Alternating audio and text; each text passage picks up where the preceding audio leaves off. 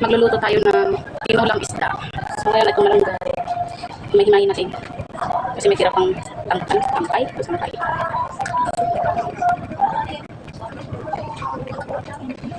Ngayon ako ulit makapagluto ng tinulang isda.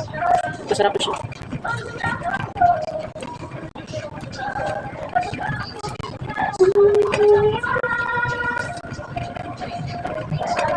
Malapit na rin kami umuwi sa probinsya.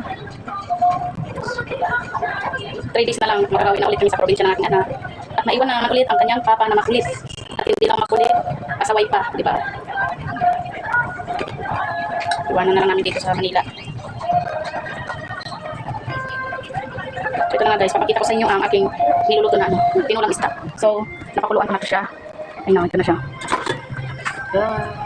Tapos natin ulit. Nakalimutan ko lang yan ng magic sarap. Lagyan ko ng magic sarap. Magic sarap para masarap.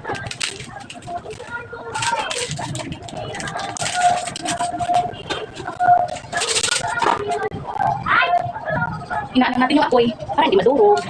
Ah. Bakit? Umihe? Umihe?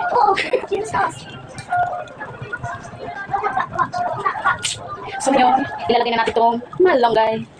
Masarap to siya.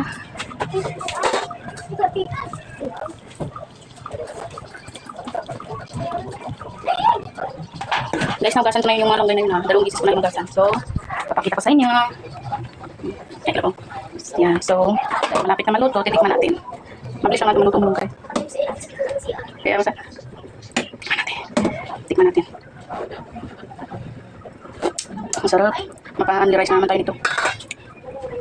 So guys,